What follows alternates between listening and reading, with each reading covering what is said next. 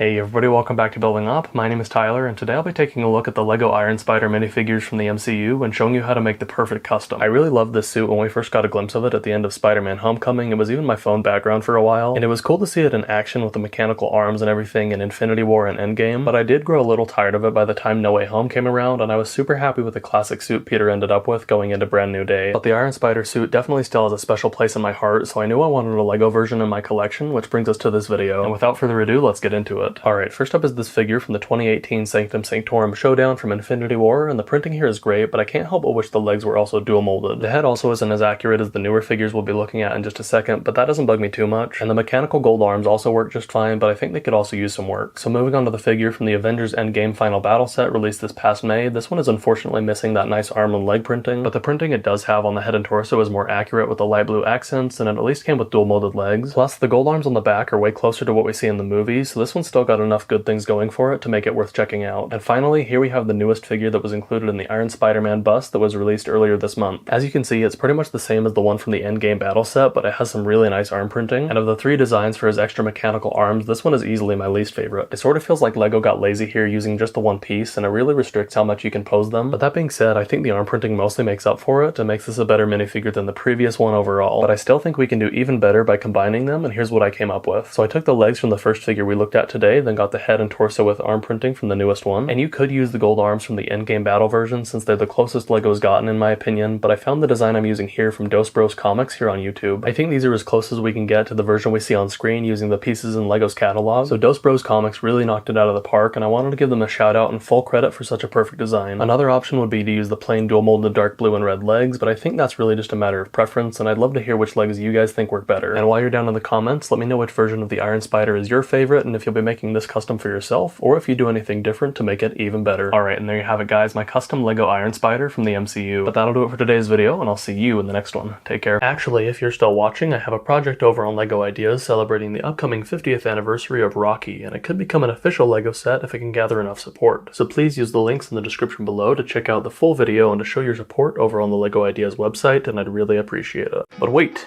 If you're also a nerd and you want to see more, leave a like, comment, subscribe, turn on notifications, follow me on my socials, Instagram and TikTok at BuildingUpBricks, and as always, keep building up.